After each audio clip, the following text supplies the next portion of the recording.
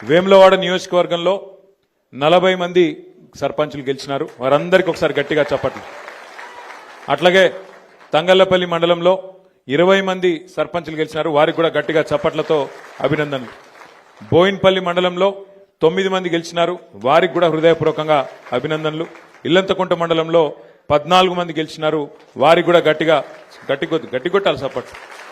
మొత్తం 2 దశల్లో జరిగిన ఈ ఎన్నికల్లో మరి 83 మంది వేములవాడ, అదేవిధంగా ఇల్లంతకుంట, బోయిన్పల్లి, తంగళ్లపల్లి కలిపితే 83 మంది సర్పంచ్లుగా గెలిచిన బీఆర్ఎస్ మద్దతుదారులందరికీ పేరు పేరున అభినందనలు. అయితే చాలా మంది పెద్దలు మాట్లాడి చాలా విషయాలు మీకు చెప్పే ప్రయత్నం చేసినారు. ముందుగా మీకు ఒక్కసారి మీ హక్కుల గురించి కూడా తెలుసుకోవాల్సిన బాధ్యత, అసలు ప్రభుత్వాలు ఎట్లా పనిచేస్తాయో తెలుసుకోవాల్సిన బాధ్యత కూడా మీ మీద ఉన్నది. మొదటి విషయం ఏంటంటే, మీరు సర్పంచ్ అంటే ఈ రాష్ట్రానికి ముఖ్యమంత్రి ఎట్లనో సర్పంచ్ గారంటే గ్రామానికి పెద్ద దిక్కుగా, గ్రామానికి పెద్దగా సర్పంచ్ గారే ఉంటారు. సర్పంచ్ గారు, వారి కింద ఉప సర్పంచ్ గారు, అట్లాగే వారి కింద మొత్తం వార్డు సభ్యులు మొత్తం కలిసి మీది స్థానిక ప్రభుత్వం. భారతదేశంలో మనకు 5 రకాల ప్రభుత్వాలు ఉంటాయి.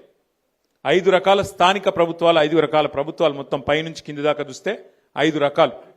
మొదటిది దేశం చూస్తే మరి కేంద్ర ప్రభుత్వం, భారతదేశాన్ని మొత్తానికి ఒక ప్రధానమంత్రి, మంత్రిమండలి, పార్లమెంట్ సభ్యులు, పైన ఢిల్లీలో వాళ్ళు ఉంటారు.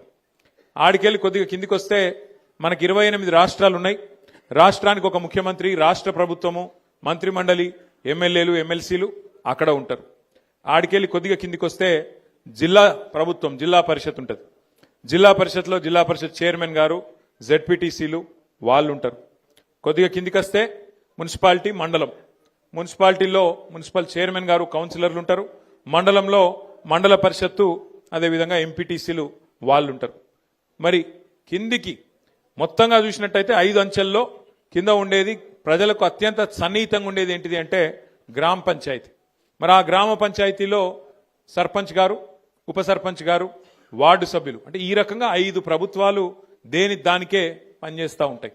అయితే ప్రజలు కోరుకునేది ఏంటంటే ఈ 5 అంచెల ప్రభుత్వం